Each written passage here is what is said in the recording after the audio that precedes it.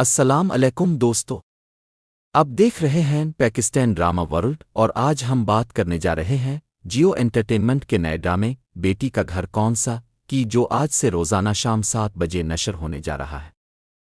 کبھی آپ نے سوچا ہے کہ ایک ہی گھر میں پیدا ہونے والے بیٹے اور بیٹی کی قدر کیوں الگ ہوتی ہے؟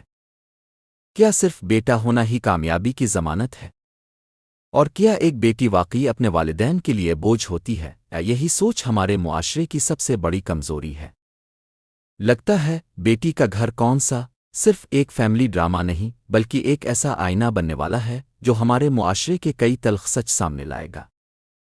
اس ڈرامے کی سب سے دلچسپ بات اس کا مرکزی خیال ہے، ایک ایسی عورت جو اپنے بیٹوں پر فخر کرتی ہے لیکن بیٹیوں کو عزت کے بجائے شرمندگی سمجھتی ہے۔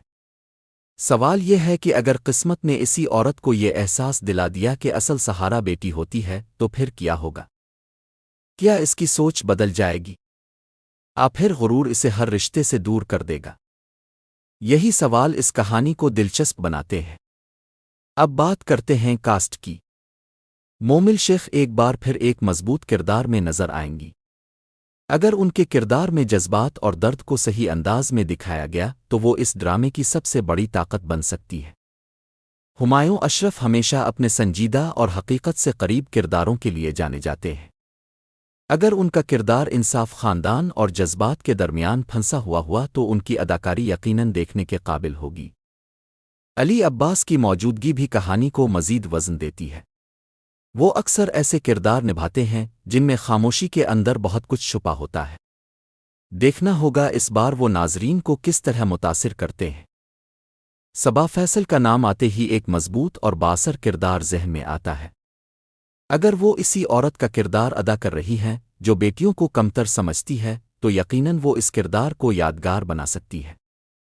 بہروز سبزواری، خالد انم، مجیدہ حمید، ندا ممتاز اور دیگر سینئر اداکار اس کہانی کو تجربے اور حقیقت کا رنگ دے سکتے ہیں۔ ساتھ ہی نئے چہروں جیسے نمرا شاہد، مہا حسن علی، عمار، آمنہ گل، زنیرہ رفیع اور دیگر اداکاروں کے لیے بھی یہ ایک بڑا موقع ہوگا کہ وہ اپنی صلاحیتوں کا بھرپور اظہار کریں۔ اب سوال یہ ہے کہ کیا یہ صرف رونے دھونے والا ڈرامہ ہوگا؟ واقعی معاشرے کو کوئی مضبوط پیغام بھی دے گا؟ اگر کہانی صرف منفی رویوں تک محدود رہی تو شاید ناظرین جلد بور ہو جائیں، لیکن اگر ہر کردار کی سوچ، اس کی غلطی اور اس کی تبدیلی کو حقیقت کے قریب دکھایا گیا تو یہ ڈرامہ دلوں پر گہرا اثر چھوڑ سکتا ہے۔ ڈائریکٹر زاہد محمود سے ہمیشہ اچھی توقعات رہتی ہے۔ اگر انہوں نے جذباتی مناظر کو سادہ مگر طاقتور انداز میں پیش کیا تو ہر قسط میں ایک نئی کشش پیدا ہو سکتی ہے۔